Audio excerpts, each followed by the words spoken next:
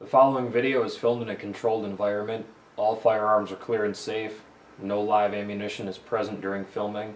Safety is your responsibility when handling your firearms. Hey, what's up guys, Tactiholics here. Welcome to video 2 of our 4-part series on selecting a defensive handgun. Today we're going to be breaking down some fundamental principles that sometimes I feel like get overlooked or overthought, and that is the type of action that a semi-automatic handgun can function in. Now, we touched on it in the original video, double action only, double single action only, striker fired guns. Those are the main ones that we're going to be talking about today. Let's go ahead and get into this. Let's go ahead and talk about double single action firearms. A double single action gun is going to have an exposed hammer on the back and a couple different trigger pulls or weights of trigger pull and the movement of the trigger going on. Simply put, when the gun is in double action, the hammer and the trigger are set farther forward. You can see where the trigger lies right now, and the hammer is resting up against the back of the gun. What this means is that if there was a bullet in the chamber of this gun, a very long, heavy trigger pull, typically in the area of about 12 to 14 pounds, 10 to 14 pounds depending on the gun, would move the hammer backwards and forward to fire one bullet. Okay, so 2 motions from the hammer means double action.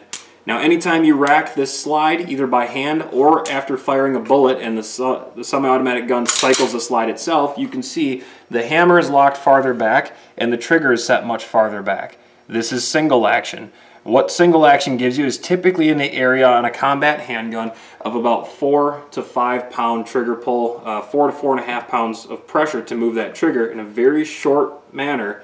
One movement from the trigger and from the hammer to fire one bullet is single action. Breaking this down one step further for a defensive handgun perspective, we know that if we take a loaded magazine, seat it into the bottom of the gun, and we charge the gun, putting a bullet in the chamber, that locks the hammer back to single action. Now arguably, with this short of a trigger travel and this light of a trigger, again about 4 pounds roughly, we probably don't want to set this gun on our nightstand and just let it go, or put it in a holster without any type of safety happening whatsoever. So what a double single action gun is going to incorporate typically is either a decocker or a safety.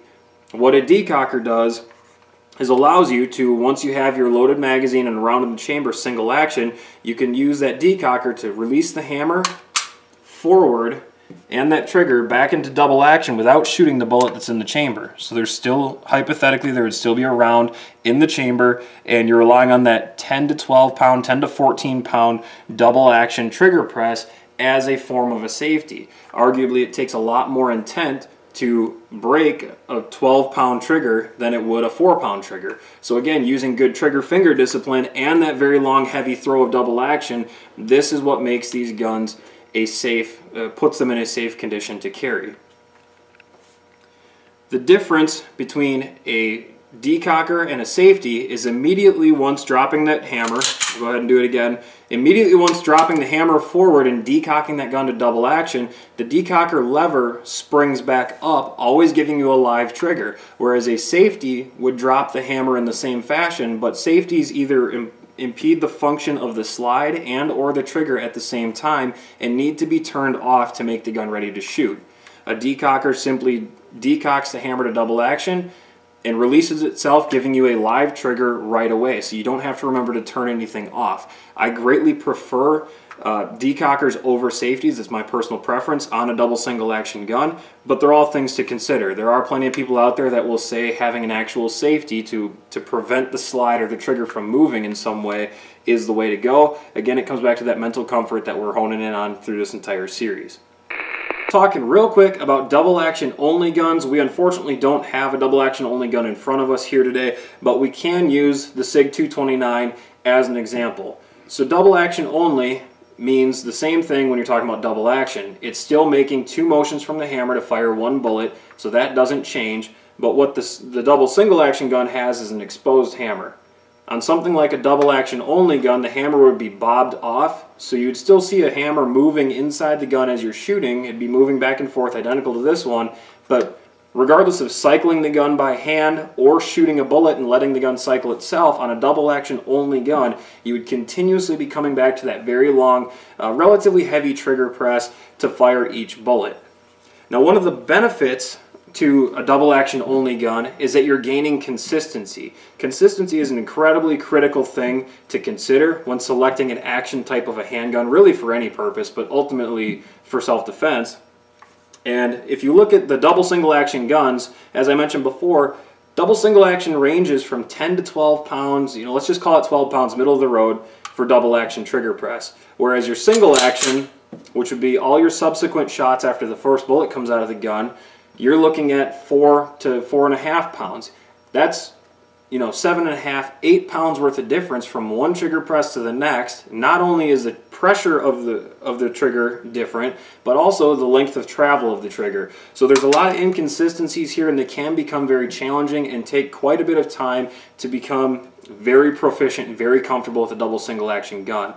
So as I said, double action only, you're gaining consistency, but you're still almost rowing a boat is kind of how it feels, honestly, to be throwing that trigger so far back and forth with a relatively heavy trigger press. Not something that I prefer, but some people like it because of that added pressure on the trigger as a form of a safety. Okay, breaking down single action only. So if you look at the hammer on this 1911, it would indicate to us that this gun is in double action. But with a single action only gun, such as the 1911, when the hammer is dropped against the frame, it cannot be fired. This is why they call it a single action only gun. The trigger doesn't move far enough. It's not designed to bring the hammer back and forward to fire a bullet, meaning that this gun can only be carried with the hammer back. Now with something like a 1911, you're looking at typically very light trigger pulls, 3.5 to 4 pounds, 3 to 4 pounds roughly. So if we go through that whole loading process again of putting a magazine in the gun, charging the gun to put a bullet in the chamber, now we're looking at an incredibly short, light trigger press to drop the hammer forward in single action to fire each bullet.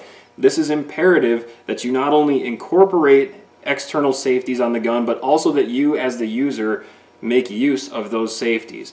So a 1911 style gun or a single action only gun is typically going to have a thumb safety. 1911s will also have a backstrap safety, which I mentioned in the first video is very intuitive. You don't even think about it. When you apply a good grip and good fundamentals to the gun, it automatically depresses that grip.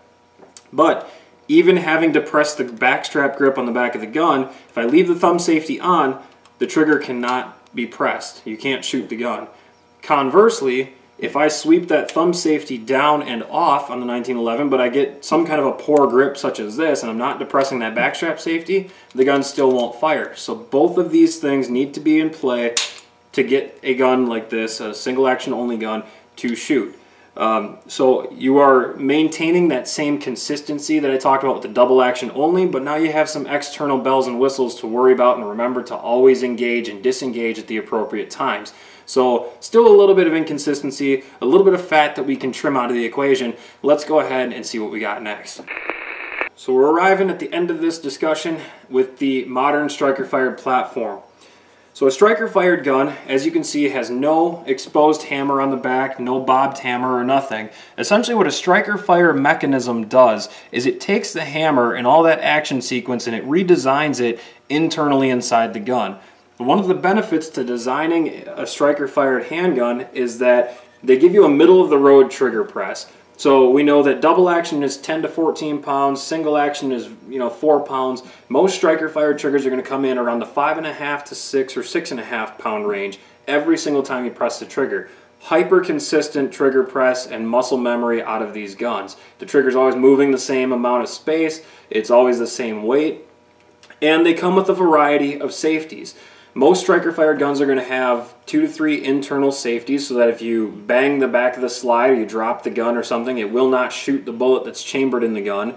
However, you also get external safeties on some of them, including a trigger safety as seen on the Glocks, Springfield XD/XDM series guns, Ruger SR9s, Smith & Wesson M&Ps, and it is available on some models to get external thumb safeties as well if you're not comfortable with the internal safety mechanisms built in to the striker-fired guns.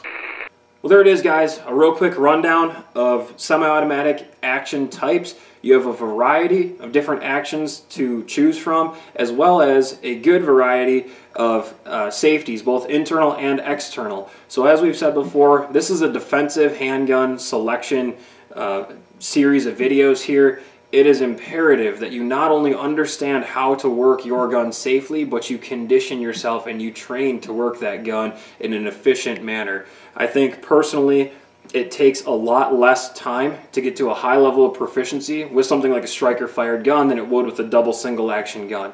You know, this entire time you're going to hear us preach about consistency on the gun. Well, if you look at a double single action firearm, the gun in and of itself proves inconsistencies between trigger pulls, bells and whistles on the outside of the gun. Kind of the same thing with the single action, only the 1911 style, but at least there you're getting a consistent trigger press. So there's a lot of trade-off here, and there's a lot of iconic desire behind some of these guns. But ultimately, I think that for just pure simplicity, reliability, and safety standpoint, there is absolutely nothing wrong with a modern striker fired gun. Hopefully this helps you kind of understand some of the stuff a little bit better and helps you, along your direction of selecting a defensive handgun. As always, guys, thanks for watching. Be sure to like, comment, and subscribe to this video. Stay tuned for videos 3 and 4 of our handgun selection video for defensive purposes.